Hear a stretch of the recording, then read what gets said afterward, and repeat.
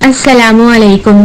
Urdu horror story میں خوش آمدید۔ اگر آپ میرے چینل پر نئے ہیں تو میرے چینل کو سبسکرائب کر لیں تاکہ میری ہر نئی آنے والی ویڈیو کا نوٹیفیکیشن آپ کو سب سے پہلے مل سکے۔ اب بڑھتے ہیں آج کی پراسرار کہانی کی طرف۔ انگوٹھی کا راز۔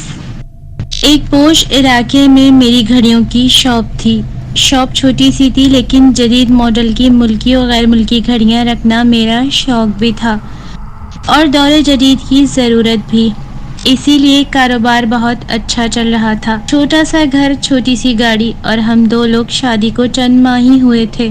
اس چھوٹے سے کاروبار سے ہماری زندگی کی گاڑی بہت خوبصورتی سے چل رہی تھی۔ زیادہ خواہش نہ زیادہ خواب تھے۔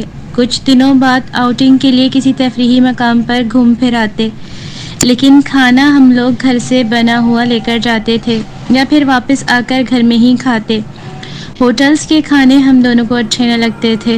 ہم دونوں میاں بیوی اس زندگی سے بہت ہی مطمئن تھے، کبھی کسی ضرورت مند کی مدد بھی کر دیتے تھے اور اس نعمت پر اللہ کا شکر ادا کرتے تھے۔ میں جب کبھی بینک جاتا، کسی کمپنی یا ڈیلر کو آن لائن پیمنٹ کرنے، تو لوگوں کے اکاؤنٹ دیکھ کر حیران رہ جاتا اور بہت ہی افسوس ہوتا۔ ایک دن میرے سامنے ایک بیوہ عورت کے اکاؤنٹ کی بات ہونے لگی جس کی کوئی اولاد نہ تھی۔ اس کی سالانہ زکوٰۃ 22 لاکھ بتائی جا رہی تھی۔ اس کے اکاؤنٹ میں رقم کا حساب لگانا میرے لیے مشکل تھا۔ ایسا لگتا تھا جیسے کہ دنیا کی تمام دولت آہستہ آہستہ گنے چنے آدمیوں کے پاس جا رہی ہو۔ زندگی فانی ہے، اگر یہ دولت مند اس بات کو سمجھ جاتے تو زیادہ تر غربت کا علاج ہو جاتا۔ مجھے زیادہ دولت و جائیداد سے دلچسپی نہ تھی اور نہ ہی میری بیوی عابدہ کو۔ اپنی شاپ پر میں اس آدمی کو اس ہفتے میں 30ویں مرتبہ دیکھ رہا تھا، جو کہ صاف لباس اور اپنی باتوں سے پڑھا لکھا لگتا تھا، لیکن اس کی حرکات مجھے مشکوک لگتی تھیں۔ وہ کچھ چیز خریدتا نہ تھا، بس مختلف گھڑیوں کی قیمتیں پوچھتا، گھڑیوں کے لیے لگے اسٹینڈ اور الماریوں کے بارے میں پوچھتا، کہاں سے بنوائے، کتنے میں بنے، وغیرہ وغیرہ۔ چونکہ میں ایک سیلز مین تھا، اس لیے خوش اخلاقی سے اس کے ہر سوال کا جواب دیتا۔ اگر کوئی اس طرح کی شاپ بنانا چاہے تو کتنی رقم کا تخمینہ ذہن میں رکھے۔ اس نے آخر اپنا وہ سوال پوچھ ہی لیا جس کی میں آج امید کر رہا تھا۔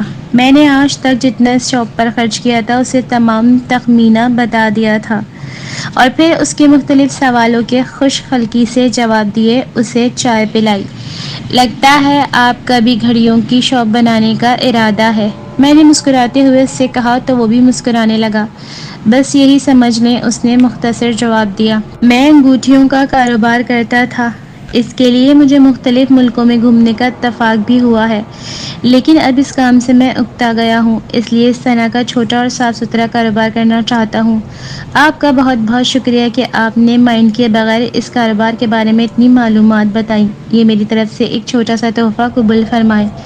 اس نے ایک مخمل کی ڈبی میری طرف بڑھاتے ہوئے کہا۔ اس کی کیا ضرورت تھی، میں نے مروتاً کہہ کر وہ ڈبی پکڑ لی۔ اس نے مجھ سے اجازت لی اور خوش خوش چلا گیا۔ میں نے اسے مزید معلومات کی ضرورت پڑنے پر پھر آنے کا کہا تو اس نے ایک بار پھر سے شکریہ ادا کیا۔ اس کے جانے کے بعد میں نے اس ڈبی کو کھول کر دیکھا تو اس میں ایک کالی انگوٹھی پڑی تھی۔ میں نے اسے اٹھایا، مجھے تو عام سی انگوٹھی لگی لیکن وزن اس کا عام انگوٹھیوں سے زیادہ تھا۔ میں نے اسے بائیں ہاتھ کی دوسری انگوٹھی میں پہنا تو بالکل فٹ بیٹھ گئی۔ اس کے کچھ دنوں بعد ایک رات میں عابدہ کے ساتھ بیٹھے ڈنر کر رہا تھا کہ اچانک عابدہ نے مجھ سے کہا، ظفر مجھے ایسا لگ رہا ہے کہ آپ دن بدن کمزور ہوتے جا رہے ہو، آپ کے چہرے منہ سے رونق بھی اڑتی جا رہی ہے، آنکھوں کے نیچے ہلکے اور گہرے سے پڑ گئے ہیں۔ نہیں تو تمہیں ویسے ہی لگ رہا ہے، رات کو پھر نیند پوری نہ کر سکا اس وجہ سے ہو سکتا ہے لگ رہا ہو۔ میں نے عابدہ کو جواب دیا تو وہ چپ کر گئی لیکن مطمئن نہ ہوئی، لیکن میں اس کی بات سن کر سنجیدہ ہو گیا تھا۔ میں خود بھی اپنے آپ کو کچھ سست محسوس کر رہا تھا۔ دوسرے دن عابدہ نے مجھے شاپ پر نہ جانے دیا اور شہر کے ایک اچھے ڈاکٹر کے پاس لے گئی۔ ڈاکٹر نے میرا سرسری چیک اپ کیا۔ آپ کو اپنا ویٹ پتہ ہے؟ ڈاکٹر نے مجھ سے پوچھا تو میں نے اپنا ویٹ بتایا۔ 58 کلو۔ ڈاکٹر کے چہرے پر الجھن سی نظر آنے لگی۔ میری بات ختم ہوتے ہی اس نے کلینک میں رکھی ویٹ مشین پر مجھے اپنا وزن چیک کرنے کا کہا۔ ویٹ مشین میں اپنا وزن دیکھتے ہی مجھے ایک جھٹکا لگا کیونکہ کانٹا 52 بتا رہا تھا۔ 18-20 دنوں ہی میں میرا وزن 6 کلو کم ہو گیا تھا۔ میں مہینے میں 3-4 دفعہ اپنا ویٹ کرواتا تھا۔ میری شاپ کے سامنے ہی ایک بچوں کا پارک تھا جس کے چھوٹے سے گیٹ کے کونے پر ایک بوڑھا سا شخص ویٹ مشین اپنے سامنے رکھے بیٹھا رہتا تھا۔ وہ زیادہ تر نیچے ہی دیکھتا رہتا تھا۔ میری طرح بہت سے لوگ ایسے تھے جو اس سے اپنا ویٹ کرواتے اور 5 روپے کا نوٹ اس کے سامنے رکھی باسکٹ میں ڈال دیتے تھے۔ کچھ لوگ تو ایسے بھی تھے جو کہ تقریباً روزانہ ہی ویٹ مشین پر کھڑے نظر آتے۔ مجھے اندازہ تھا کہ یہ لوگ اس بوڑھے کی مدد اس بہانے سے کر دیتے ہوں گے۔ عابدہ کچھ دنوں سے بیمار تھی، اس لیے ناشتہ میں خود بناتا تھا، اس لیے شاپ پر آتے ہوئے لیٹ ہو جاتا تھا۔ اسی وجہ سے 18-20 دن سے اپنا ویٹ نہیں دیکھ پایا تھا۔ آج اپنا ویٹ 6 کلو کم، اور وہ بھی 18-20 دنوں میں کم ہونے پر جھٹکا تو لگنا تھا۔ ڈاکٹر نے مجھ سے میرے معمولات اور کھانے پینے کے بارے میں معلومات لیں اور پھر چند ٹیسٹ لکھ کر دیے جن کی سہولت اس کے کلینک کی لیبارٹری میں موجود تھی، اور ہمیں دوسرے دن رپورٹوں کے ساتھ آنے کا کہا۔ دوسرے دن عابدہ نے مستعدی سے مجھے تیار کرایا، جبکہ میں اسے کہتا ہی رہا کہ بس رپورٹ ہی لے کر چیک کروانی ہے، میں خود چلا جاتا ہوں، لیکن وہ نہ مانی۔ رپورٹیں کلیئر تھیں، کسی قسم کی بڑی بیماری نہ تھی، بس بلڈ پریشر تھوڑا لو رہنے لگا تھا۔ ڈاکٹر نے کچھ ہدایت دے کر چند دوائیں لکھ دی اور کھانا ٹائم پر کھانے، پھل اور جوس وغیرہ کے مشورے دے کر رخصت کر دیا۔ میں نے ڈاکٹر کی ہدایت پر مکمل عمل کیا، لیکن مرض بڑھتا گیا جو دوا کی کمزور سے کمزور تر ہوتا گیا۔ شہر سے باہر دوسرے بڑے شہروں میں غرض جہاں کوئی بتاتا اس ڈاکٹر کے پاس چلا جاتا۔ اپنی جمع پونجی اور پھر شاپ تک بک گئی جو کہ میری بیوی کے نام پر تھی۔ ایک گھر تھا جو کہ میں نے خود بنوایا تھا۔ میں اتنا کمزور ہو گیا کہ چلنے پھرنے سے لاچار ہو گیا۔ عابدہ نے ایک پرائیویٹ کالج میں لیکچرر کی جاب کر لی، اور یوں ہماری زندگی کی گاڑی ہلکے ردھم میں چلتی رواں دکھائی دی۔ عابدہ پر بہت زیادہ ذمہ داریاں آ گری تھیں۔ گھر کا سارا کام، کھانا پکانا، مجھے سنبھالنا، یوٹیلیٹی بل، گھر کا سودا، سلف، میری دوائیوں کا خیال رکھنا، جنہیں سوچ کر میرا دماغ گھوم جاتا تھا۔ پتہ نہیں عابدہ کیسے یہ سب کر رہی تھی۔ اتنے کاموں کے ہوتے ہوئے بھی میں اس کے ماتھے پر بل نہیں دیکھتا، بلکہ وہ ہمیشہ مجھے مسکراتے ہوئے ٹریٹ کرتی، خود نماز پڑھتی، مجھے بھی وضو کرواتی، میں بھی لیٹ کر اشاروں میں نماز پڑھتا اور اللہ سے عافیت و تندرستی کی دعا مانگتا۔ وہ تھوڑا سا وقت ہمارے لیے گزارنا مشکل تھا، لیکن ناممکن نہیں۔ پھر ایک دن عابدہ جب اسکول سے واپس آئی تو اس کے ساتھ ایک بزرگ بھی تھے، جنہوں نے جب مجھے میرے نام سے پکارا تو میں نے انہیں پہچان لیا۔ وہ بزرگ وہ تھے جو کہ میری شاپ کے سامنے بچوں کے پارک کے گیٹ کے ایک کونے میں ویٹ مشین لے کر بیٹھے رہتے تھے۔ ظفر صاحب، بہت دن ہوئے آپ کو نہیں دیکھا تو دل بے چین سا ہو گیا۔ آپ کی شاپ پر بھی گیا، لیکن وہاں کسی اور آدمی کو دیکھا تو اس سے پوچھنے پر پتہ چلا کہ آپ نے شاپ فروخت کر دی۔ یہ سن کر اس وقت تعجب ہوا تھا، لیکن اب پتہ چلا کہ آپ نے مجبوری میں وہ چلتا کاروبار بیچا۔ اللہ آپ کو صحت دے، آمین۔ عابدہ میرے بارے میں بزرگ کو سب کچھ بتا چکی تھی۔ جتنی دیر ہمیں باتیں کرتے ہوئی اتنی دیر میں عابدہ کھانا لے آئی۔ بزرگ نے کھانے سے بہت منع کیا، لیکن ہم نے انہیں کھانا کھلا کر ہی چھوڑا۔ جاتے ہوئے انہوں نے ایک بہت ہی اچھا سا مشورہ دیا۔ ظفر صاحب، اگر علاج سے افاقہ نہیں ہو رہا تو کچھ دن کے لیے کسی تفریح مقام پر چلے جائیں، ہو سکتا ہے کہ آب و ہوا بدلنے سے کچھ فرق پڑے۔ اس کی یہ بات نہ صرف مجھے اچھی لگی بلکہ عابدہ کو بھی بہت پسند آئی۔ اس کے لیے ہمیں کوئی تفریحی مقام ڈھونڈنا بھی نہ پڑتا، کیونکہ میرا اپنا علاقہ گلگت ایک بہت ہی خوبصورت اور تفریحی مقامات سے بھرا علاقہ تھا، لیکن اپنے علاقے کا سوچتے ہی میرا دل اداس سا ہو گیا، کیونکہ میں تو سب کچھ چھوڑ چھاڑ کر وہاں سے لاہور شہر کی رونقوں میں کھو گیا تھا۔ ظفر بیٹا، ہم پہاڑی لوگ ہیں، ہمیں یہ پہاڑ اور یہ دلکش وادیاں ہی اپنی زندگی گزارنے کے لیے بہترین پناہ گاہ لگتی ہیں۔ میرے ابو نے میرے کندھے پر ہاتھ رکھ کر مجھے سمجھانے کی کوشش کی۔ ان کا ہاتھ مجھے بہت ہی بھاری محسوس ہو رہا تھا، کیونکہ اسی ہاتھ نے مجھے میرے بچپن میں بہترین طریقے سے پالا پوسا اور مجھے ایف اے تک تعلیم دلائی، اور اسی تعلیم نے میرے دماغ میں عجیب سی باتیں بھر دی تھی کہ ان پہاڑی علاقوں میں میرا مستقبل نہیں۔ میرے بھائیوں نے، میری ماں نے، پھپھی چچا، سب نے سمجھایا، لیکن میں ان لوگوں کی بات سمجھ کر بھی نہ سمجھنا چاہتا تھا۔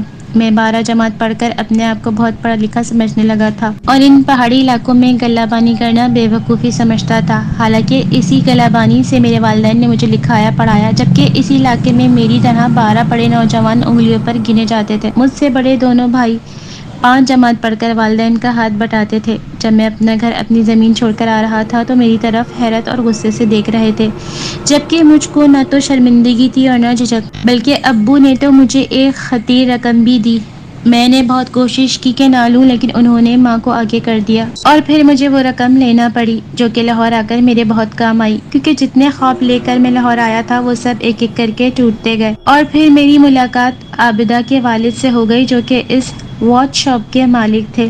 پہلے ان کے پاس میں ایک ملازم کی حیثیت سے نوکری کرنے لگا اور پھر ان کو جب ایک پارٹنر کی ضرورت پڑی تو میں نے اپنی رقم جو کہ میرے ابو نے مجھے دی تھی ان کے کاروبار میں لگا دی اور پھر یہ حصہ داری جلد ہی رشتہ داری میں بدل گئی۔ اس کے بعد میرے سسر سعودیہ خواتین میں پوری عمر دینے کے لیے چلے گئے اور ان کی ڈیوٹی خانہ کعبہ میں لگ گئی۔ واپس اپنے علاقے کی طرف جاتے ہوئے تمام سوچیں میرے دماغ میں گردش کر رہی تھی، لیکن ان میں سے سب سے بڑی بات جو مجھے بہت بے چین کر رہی تھی وہ تھی میری شادی۔ میں نے شادی کی اجازت لینا تو دور، اپنے ماں باپ کو اطلاع دینا بھی ضروری نہ سمجھا، لیکن اب میرے ساتھ میری بیوی کو دیکھ کر نہ جانے ان پر کیا گزرے۔ آخر جب میں گھر پہنچا تو میرے سب خدشات بس سوچ ہی بن کر رہ گئے۔ میرے گھر والوں نے جب میری حالت دیکھی تو وہ سب پچھلی باتیں جیسے بھول گئے۔ اماں ابا تو مجھے یوں بیمار دیکھ کر صدمے سے خود ہی بیمار پڑ گئے۔ بھائیوں اور بھابھیوں نے میری خوب خدمت کی اور میری بیوی کا مان بڑھایا۔ بس 6 ماہ میں اپنے پیروں پر کھڑا ہو گیا۔ میری جسمانی صحت آہستہ آہستہ پہلے جیسے ہونے لگی اور پھر میں نے اپنے والدین اور بھائیوں سے اپنا کام شروع کرنے کی بات کی۔ سب لوگ میری بات کو سمجھ گئے اور پھر میرے ساتھ کام کرنے میں میری مدد کی۔ ان پہاڑی علاقوں میں ایک ہی کام زیادہ ہے، وہی گلا بانی یعنی کہ بکریاں اور بھیڑیں پالنا۔ میں پہاڑ کے عین نیچے ابو کے بتائے ہوئے ایک گھر میں چلا گیا۔ گھر کا کیا تھا، 2 بڑے کمرے تھے، ایک چھپر سا مکان جو کہ بھیڑ بکریوں کے لیے استعمال ہوتا تھا اور ساتھ ہی ان کی خوراک رکھنے کے لیے چھوٹا سا گودام بنا تھا۔ اس گھر کی 4 دیواری نہ ہونے جیسی تھی، بس چھوٹی سی حد الگ کرنے کے لیے دیوار تھی۔ میرے لیے یہ کام کرنا ضروری تھا، میرے لیے یہ کام مشکل ضرور تھا لیکن ناممکن نہیں، کیونکہ بچپن سے میں اپنے ابو کے ساتھ کبھی کبھی بھیڑ بکریوں کو چرانے اور سنبھالنے کا کام کرتا تھا۔ برف باری شروع ہو گئی، پہاڑ آہستہ آہستہ سفید ہونے لگے اور میں اپنے مویشیوں کے لیے چارے کا انتظام کرنے لگا۔ اس دن موسم صبح ہی سے خراب تھا، کالے سیاہ بادلوں نے رات کا سما بنایا ہوا تھا۔ عصر سے کچھ پہلے کا وقت تھا، میں مویشیوں کی خبر گیری کر کے واپس اپنے کمرے میں آ رہا تھا جہاں عابدہ انگیٹھی گرم کیے میرا انتظار کر رہی تھی۔ میں کمرے کا دروازہ آہستہ سے کھول کر اندر قدم رکھنے ہی لگا تھا کہ مجھے کتوں کے بھونکنے کی آواز آنے لگی۔ تب مجھے یاد آیا کہ میں عصر سے پہلے کتوں کے ساتھ چہل قدمی پر جاتا ہوں۔ اس علاقے میں کتے رکھنا بہت ہی ضروری ہے، اپنی حفاظت کی غرض سے، مال مویشیوں کو سنبھالنے کے لیے اور خطرات سے آگاہی کے لیے۔ میں نے بھی پہاڑی نسل کے 2 کتے پال رکھے تھے جن کے ساتھ اس وقت میں چہل قدمی کر رہا تھا۔ میں واپس آ گیا لیکن کتے آپس میں مستیاں کرتے کچھ دور نکل گئے تھے۔ ان کتوں کے بھونکنے سے میں نے اندازہ لگایا کہ وہ کسی خطرے کو دیکھ کر بھونک رہے ہیں۔ میں جلدی سے اندر گھسا اور رائفل جو کہ دروازے کے پیچھے ہی دیوار پر لٹکی تھی اتار کر تیار کر لی۔ کیا ہوا؟ عابدہ جو کہ چولہے کے ساتھ بیٹھی کھانا بنانے کی تیاری کر رہی تھی، اس نے میری طرف دیکھتے ہوئے کہا۔ پتہ نہیں، کتے مسلسل بھونک رہے ہیں، اس لیے دیکھنے چلا ہوں کہ کہیں برفانی بلا تو نہیں آ گئی۔ میں یہ کہہ کر جلدی سے نکلا۔ اب میرا رخ اس طرف تھا جہاں سے کتوں کے بھونکنے کی آوازیں آ رہی تھی۔ میں کچھ ہی آگے گیا تھا کہ مجھے نظر آ گیا کہ کتے کیوں بھونک رہے تھے۔ میرے آگے ایک نشیبی میدان تھا جس کے درمیان کھڑے میرے دونوں کتے سامنے پہاڑ پر چڑھتے 4 لوگوں کو دیکھ کر بھونک رہے تھے۔ وہ 4 لوگ کتوں کے بھونکنے کی پرواہ کیے بغیر پہاڑی پر چڑھ رہے تھے۔ بادلوں کے اندھیرے اور برف کے گرتے گالوں کی وجہ سے انہیں ایک متحرک نقطے جیسا ہی دیکھ سکتا تھا۔ میں نے کچھ یاد آتے ہی اپنی جیکٹ کی اندرونی پاکٹ پر ہاتھ مارا تو مجھے اپنا ڈیجیٹل کیمرہ مل گیا جو کہ ہر وقت میری پاکٹ میں رہتا تھا۔ میں نے وہ نکال کر ان لوگوں پر لگایا اور ویڈیو کو زوم کر کے جتنا صاف نزدیک کر سکتا تھا کر کے دیکھنے لگا۔ کیمرہ نائٹ موڈ پر ہی تھا، اس لیے کیمرے کی آنکھ سے ان 4 آدمیوں کو دیکھتے ہی میں چونک اٹھا۔ ان میں سب سے آگے والا آدمی ایسے چل رہا تھا جیسے وہ بیمار ہو یا پھر نشے کی حالت میں ہو۔ اس کے بعد والا آدمی اس کو چلتے چلتے ہلکا سا دھکا مار دیتا۔ دوسرے آدمی کے اوور کوٹ کے داہنی جانب ابھاڑ سے میں مشکوک ہو گیا۔ مجھے ایسا لگا کہ اس کے پاس کوئی گن وغیرہ ہے۔ اس کے بعد میں نے پچھلے دونوں آدمیوں کا جائزہ لیا۔ ان کے پاس بھی یقیناً ہتھیار تھے جن کے اوپر انہوں نے داہنے ہاتھ رکھے ہوئے تھے۔ تیز ہوا چلنے لگی، میری نظر پہلے والے آدمی پر چلی گئی جس کے سر سے اوور کوٹ کی ٹوپی اتر گئی، جس کے اندر سے لمبے لمبے بال نظر آتے ہی مجھے حیرت کا ایک شدید جھٹکا لگا کیونکہ ایک لڑکی ان تینوں مشکوک آدمیوں کی تحویل میں آگے بڑھتی جا رہی تھی۔ جب کبھی وہ رکتی تو پیچھے سے اسے دھکے مارے جاتے۔ میرے ذہن میں آیا کہ اس کی مدد کرنی چاہیے۔ اسی وقت وہ سب پہاڑ کی دوسری طرف اتر گئے۔ جب وہ میری نظروں سے اوجھل ہو گئے تو میں نے کیمرہ واپس پاکٹ میں ڈالا اور کتوں کی طرف آہستہ سے دوڑ لگا دی۔ کتے بھی میری موجودگی سے واقف ہو چکے تھے۔ وہ میرے پاس بھاگ کر آئے اور اس پہاڑ کی طرف منہ کر کے بھونکنے لگے جیسے مجھے ان آدمیوں کے بارے میں بتا رہے ہوں۔ میں نے ان دونوں کی پیٹھ تھپکی اور اشارے سے انہیں خاموش کرنے لگا۔ وہ دونوں میرے اشارے کو سمجھتے ہوئے چپ کر کے ہلکا ہلکا گھرانے لگے اور میرے دائیں بائیں ہو کر میرے پاس ہی دوڑنے لگے۔ میں اس طرف جا تو رہا تھا لیکن میرے ذہن میں وہاں پیش آنے والی صورتحال سے نمٹنے کے لیے کوئی پلان نہ تھا، اور یہ بھی ہو سکتا تھا کہ میں ان لوگوں کو غلط سمجھ رہا ہوں لیکن وہ لوگ اصل میں کچھ اور ہوں۔ میں یہ سب سوچتے ہوئے اس پہاڑ پر چڑھتا جا رہا تھا۔ کتے میرے ساتھ ہی تھے۔ وہ پہاڑ پر سونگ اور پھر فضا میں کچھ سونگنے کی کوشش کرتے ہوئے میرے آگے تو کبھی پیچھے اچھلتے کودتے بھاگتے۔ انہیں ایک ایکسائٹمنٹ فیل ہو رہی تھی شاید، لیکن میرے اندر ایک ہیجان سا تھا کیونکہ میں لڑنے بھڑنے والا آدمی نہ تھا۔ رائفل شکار کے لیے تو استعمال کی تھی لیکن انسان کو مارنے کا دم نہ تھا۔ ہم پہاڑ پر چڑھ کے دوسری طرف اتر گئے۔ کچھ ان کے پاؤں کے نشانات تھے اور کچھ کتوں کے سونگنے کی زبردست حس نے جلد ہی مجھے ایک پہاڑی غار کے دہانے تک پہنچا دیا۔ میں دھڑکن پر قابو پاتا اس غار میں پھونک پھونک کر قدم رکھتا گھستا گیا۔ کتے میرے ساتھ ہی تھے۔ غار نشیبی تھا۔ ہم کچھ ہی آگے گئے تھے کہ کتے تن کر کھڑے ہو گئے۔ آگے سے آدمیوں کی آواز آ رہی تھی۔ اس سے پہلے کہ کتے بھونکتے اس طرف بھاگتے میں نے ان پر ہاتھ پھیر کر انہیں شانت کیا۔ اب وہ میرے ساتھ آہستہ آہستہ قدموں سے آگے بڑھ رہے تھے لیکن ان کا اندازہ ایسا تھا کہ اچانک کسی پر چپٹنے کے لیے تیار تھے۔ ہم عین ان لوگوں کے اوپر پہنچ چکے تھے۔ ہمارے کچھ ہی پیچھے ایک کھلی جگہ پر ایک آدمی رسیوں میں جکڑا زمین پر کچھ بیٹھا کچھ لیٹا تھا۔ اس کے سامنے ہی ایک لڑکی بیٹھی تھی جو کہ یقیناً وہ ہی تھی جسے میں نے ان تین آدمیوں کے آگے چلتے دیکھا تھا۔ ان دونوں کو چار آدمیوں نے اپنے گھیرے میں لے رکھا تھا جنہوں نے ہاتھوں میں خطرناک گنز پکڑی ہوئی تھی۔ میں ان میں سے اس آدمی کو دھمکا کر کسی چھپی دولت کے بارے میں پوچھ رہا تھا۔ ٹھیک ہے دوستو، اب اگر یہ نہیں بتاتا تو اس کی بیٹی تمہارے حوالے، اب تم جو چاہے کرو اس کے ساتھ۔ جب ان لوگوں کا اپنا مطلب حل ہوتا نظر نہ آیا تو اس آدمی نے جس کی شکل ہی سے خباثت ٹپک رہی تھی یہ کہہ کر بھونڈے انداز میں آنکھ ماری اور میرے جسم میں سنسنی سی پھیل گئی۔ باقی تینوں آدمی کہکہے لگاتے ہوئے اس لڑکی کی طرف بڑھنے لگے۔ زمین پر پڑا آدمی چیخنے لگا اور اپنے آپ کو رسیوں سے آزاد کروانے کی تک و دو کرنے لگا لیکن بے سود۔ میں نے کتوں کی طرف دیکھا جن کے جسم کے بال کھڑے ہو چکے تھے، یعنی کہ وہ بھرپور غصے میں تھے۔ میں نے جلدی سے سردار کا نشانہ لیا اور گولی چلا دی۔ ادھر گولی چلی ادھر کتے ہوا میں جمپ لگا کر دونوں آدمیوں پر جا پڑے۔ گولی اس آدمی کو کندھے میں لگی جس سے اس کا دایاں بازو تو نامکمل نکارہ ہو چکا ہوگا۔ ساتھ ہی میں نے ایک چھلانگ لگائی اور تیسرے آدمی کی طرف دوڑا جو کہ لڑکی کے قریب پہنچ چکا تھا۔ اس نے پیچھے مڑ کر دیکھنے کی کوشش ہی کی تھی کہ میں اس کے سر پر پہنچ چکا تھا۔ میں نے رائفل کو نال سے پکڑا اور بٹ کا ایک مضبوط وار اس کے سر پر کیا۔ کھوپڑی کے چٹکنے کی آواز آئی اور وہ ایک سم ڈھیر ہو گیا۔ میں نے جلدی سے لڑکی کو اٹھایا اور پلٹ کر اس کے باپ کی طرف اسے رسیوں سے آزاد کرنے کے لیے گھوما تو اپنے سامنے بیٹھے شخص کو دیکھ کر حیرت سے بت سا بنا بیٹھا رہ گیا۔ اس آدمی کو یوں اچانک اور اس حال میں اپنے سامنے دیکھ کر میرا ذہن لاہور میں اپنی شاپ اور اپنا گھر گھومنے والا ایک فلم کی طرح میری شہری زندگی میرے سامنے چلنے لگی۔ یہ وہ آدمی تھا جو کہ میری شاپ پر معلومات لینے آتا تھا اور جس نے مجھے ایک انگوٹھی گفٹ کی تھی۔ انگوٹھی کا خیال آتے ہی میں نے اپنے بائیں ہاتھ کی انگلیوں کی طرف دیکھا لیکن انگوٹھی نہ تھی۔ جانے کب میں بیمار ہو کر کمزور ہو گیا تھا تو وہ انگوٹھی گر گئی تھی، لیکن آج اس آدمی کو دیکھ کر وہ انگوٹھی اور شہری زندگی کی یاد تازہ ہو گئی تھی۔ وہ آدمی بھی مجھے اس سچویشن میں یہاں دیکھ کر حیرت زدہ تھا اور کچھ پریشان سا یا پھر شرمندہ سا تھا۔ میں نے اور اس کی بیٹی نے اسے جلدی سے رسیوں سے آزاد کیا۔ دشمن کے دو آدمی تو ناکارہ ہو گئے تھے اور باقی دو کتوں کے نیچے دبے ہوئے تھے۔ ہم نے مل کر ان دونوں کو کتوں سے چھڑوایا اور اسی رسی سے باندھ دیا جسے کہ پہلے اس لڑکی کا باپ بنا تھا۔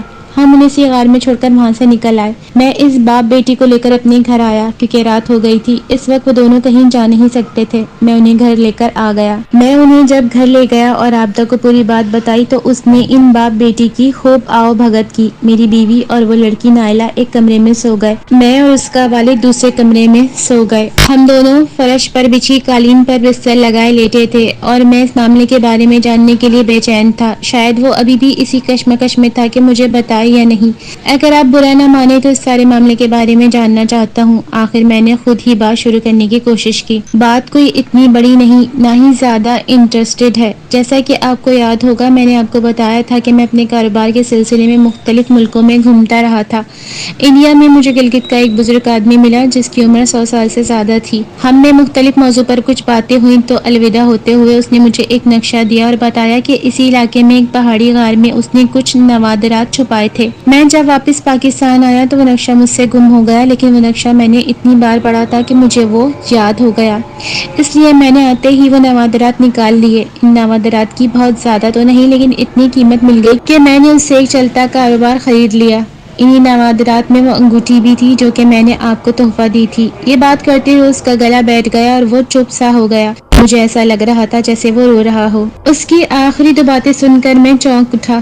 ایک تو وہ انگوٹھی اور دوسرا چلتا کاروبار۔ اب میں ان دونوں چیزوں کے بارے میں مزید سننا چاہتا تھا، کیونکہ وہ تو میرے جیسا کاروبار کرنا چاہتا تھا، اور اگر اسے چلتا ہوا کاروبار مل گیا تو میں نے یہ سوچتے ہوئے ایک جھرجھری سی لی۔ آپ رونے کیوں لگے؟ میں نے اس کے کندھے پر ہاتھ رکھتے ہوئے پوچھا۔ وہ اٹھ کر بیٹھ گیا اور میری طرف دیکھتے ہوئے اس نے ہاتھ جوڑ دیے۔ ظفر بھائی مجھے معاف کر دو، مجھ سے نہ سمجھی میں بہت بڑی غلطی ہو گئی۔ مجھے سمجھ نہیں آ رہی تھی کہ اچانک اسے کیا ہو گیا اور وہ کس غلطی کی مجھ سے معافی مانگ رہا ہے۔ اصل میں نے آپ سے جھوٹ بولا تھا کہ وہ انگوٹھی جو کہ میں نے آپ کو دی تھی وہ میں مصر سے لایا تھا۔ وہ انگوٹھی مجھے انہی نوادرات والے باکس سے ملی تھی جس کے ساتھ ہی ایک عجیب سی کہانی لکھی تھی جس پر مجھے اس وقت یقین نہ آیا۔ میرے پاس کاروبار نہ تھا، کوئی اچھا روزگار کا حال نہ تھا، اس لیے میں نے آپ کا چلتا کاروبار دیکھا تو مجھے ایک حسرت سی محسوس ہونے لگی۔ پہلے میں سوچتا تھا کہ ایسا ہی صاف ستھرا کاروبار میرا ہو، لیکن پھر شیطان نے مجھے وسوسہ ڈالا کہ میں کسی نہ کسی طریقے سے آپ کا کاروبار ہتھیانے کے بارے میں سوچنے لگا۔ وہ کاروبار میرا تو ہو گیا، لیکن اس کے لیے میرا بہت نقصان ہوا۔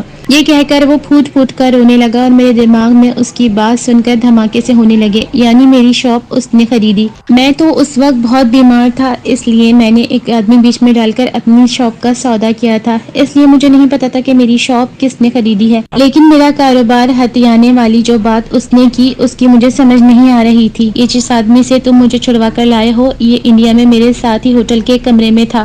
ہم دونوں بحری جہاز میں ملے تو پاکستانی اور ایک ہی شہر کے ہونے کی وجہ سے انڈیا میں ایک ہی ہوٹل میں کمرہ لے لیا تاکہ پیسے بچا سکیں، اور وہاں اس آدمی نے وہ نقشہ چھپا لیا۔ لیکن نقشہ مجھے یاد تھا اور میں اس سے پہلے واپس آ گیا، اسی لیے وہ نوادرات میں نے نکال لیے۔ یہ جب واپس آیا تو اسے اس جگہ کچھ نہ ملا، اس کے پاس میرا پتہ تھا۔ یہ میرے پیچھے وہاں تک اپنے ان گنڈے دوستوں کے ساتھ آیا۔ اس نے مجھے اٹھوا لیا اور تشدد کر کے ان نوادرات والے خزانے کے بارے میں پوچھنے لگا۔ پہلے تو میں اس بات پر ڈٹ گیا کہ وہ نقشہ مجھ سے گم ہو گیا تھا، اس لیے مجھے یاد ہی نہیں کہ وہ خزانہ کہاں تھا، لیکن یہ آدمی بہت ڈھیٹ تھا، اسے میری بات پر یقین نہ تھا۔ اس نے میری بیوی کو بھی اغوا کر لیا اور پھر میرے سامنے ہی اسے گولی مار دی۔ اس کی ہچیوں کی آواز تھی اور سرگوشی نما رونا۔ میں چپ چاپ اس کی طرف دیکھتے جا رہا تھا۔ آپ نے اس کو پہلے ہی کیوں نہ بتا دیا کہ وہ خزانہ آپ نے نکال کر لگا دیا ہے؟ جب اس کی ہچکی بند ہوئی تو میں نے کہا، میرے ذہن میں نہیں تھا کہ وہ میری بیوی کو مار دے گا، اور اگر میں انہیں بتا دیتا تب بھی انہیں یقین نہ آتا۔ اس کے بعد میں نے پکا اپنی زبان کو سی لیا۔ وہ مجھ پر تشدد کرتے رہے لیکن میں نے ہر تشدد برداشت کیا، اور پھر وہ مجھے وہاں سے اٹھا کر اس علاقے میں اس غار میں لے آئے جہاں سے میں نے خزانہ نکال لیا تھا۔ اس سارے عرصے میں مجھے بہت ہی افسوس و دکھ ہوتا رہا کہ میں نے آپ کے ساتھ بہت ہی زیادتی کی، دھوکہ کیا۔ وہ انگوٹھی ایک سفلی انگوٹھی تھی۔ ہاں، اس کی کہانی یہ تھی کہ اسے جو پہنتا تھا وہ ایک عجیب سی بیماری میں مبتلا ہو جاتا تھا، اس کا وزن گھٹنے لگتا تھا، وہ کمزور ہونے لگتا تھا۔ اس کی بات سن کر میں کھڑا ہو گیا۔ مجھے حیرت کا جھٹکا لگا کیونکہ وہ انگوٹھی پہننے کے بعد ہی میرے ساتھ ایسا ہوا جیسا کہ وہ بتا رہا تھا۔ میں اس کی طرف بس دیکھے جا رہا تھا، وہ اپنی کہانی سنائے جا رہا تھا۔ میرے دماغ میں دھماکے سے ہو رہے تھے۔ میں نے آپ کے ساتھ زیادتی کی، اس لیے مجھے اس کی سزا بیوی کی موت کی صورت میں ملی۔ جب میں پھر بھی نہ بولا تو وہ میری بیٹی کو اٹھا کر اسی غار میں لے آئے۔ بیٹی کو دیکھ کر میں کانپ اٹھا اور میں نے انہیں سب کچھ سچ سچ بتا دیا، لیکن وہ ماننے کو تیار نہ تھے۔ بس اسی وقت تم لوگ وہاں آ گئے، اس سے پہلے کہ وہ میری بیٹی کے ساتھ وہ اب رونے لگا تھا۔ میں نے بھی اسے رونے دیا تاکہ اس کے دل کا بوجھ ہلکا ہو جائے۔ اس نے انگوٹھی کی جو کہانی سنائی تھی وہ سب کچھ میرے ساتھ ہوا، لیکن جانے کیوں مجھے اس کہانی پر یقین سا نہ تھا۔ اس نے مجھ سے سچے دل سے معافی مانگی، میں نے اسے معاف کر دیا۔ وہ میری شاپ مجھے واپس کرنا چاہتا تھا لیکن میں نے اسے واپس نہ لی۔ ہم لوگ واپس سب کچھ چھوڑ کر لاہور شفٹ ہو گئے، لیکن اس دفعہ میں نے اپنے والدین اور بہن بھائیوں سے اجازت لی تھی۔ ہم لوگ جب گھر واپس پہنچے تو ہمارے گھر کے اندر ایک بدبو اور تعفن سا پھیلا ہوا تھا، جبکہ ہم اپنا گھر اس بزرگ ویٹ مشین والے کے حوالے کر کے گئے تھے۔ گھر کے دروازے کھلے تھے۔ عابدہ اس بو کو برداشت نہ کر سکی اور باہر ہی رک گئی۔ میں اپنے ناک منہ پر رومال رکھ کر جب گھر کے اندر گیا تو کچن کے ساتھ والے کمرے سے وہ بو آ رہی تھی جس کا دروازہ ہلکا سا کھلا تھا۔ جب میں دروازے کی چوکھٹ کھول کر اندر داخل ہوا تو اندر کا منظر دیکھ کر جیسے میرے پیروں کے نیچے سے زمین سرکنے لگی۔ سامنے ہی بستر پر وہ بزرگ مرے پڑے تھے، جانے انہیں مرے کتنے دن ہو گئے تھے۔ جب میں ان کے قریب گیا تو ان کی جسمانی حالت دیکھ کر مجھے شدید حیرت کا جھٹکا لگا۔ مجھے لگا کہ جیسے وہ بہت ہی کمزوری کے بعد مرے ہوں، اور پھر بیڈ کے پاس ہی وہ کالی انگوٹھی پڑی تھی۔ مجھے نظر آ گئی۔ میں نے اسے اٹھا کر جلدی سے جیب میں ڈال لیا۔ اس کے بارے میں سوچ کر مجھے چکر آنے لگے تھے۔ اس کے بعد میں نے ریسکیو کو فون کر دیا جو کہ آ کر اس بزرگ کی لاش کو لے گئے۔ پوسٹ مارٹم وغیرہ ہونے کے بعد ان کی تدفین کر دی گئی۔ اس کے بعد بغیر کسی تحقیق کے میں نے وہ انگوٹھی راوی میں پھینک دی۔ اتنا کچھ ہونے کے باوجود بھی مجھے یقین سا نہ تھا، حالانکہ یہ سب میرے ساتھ اور میرے سامنے ہوا تھا۔ پھر میں نے اپنا کاروبار شروع کر دیا جو کہ بہت ہی اچھا جا رہا ہے، اور اب راوی چین ہی چین لکھ رہا ہے۔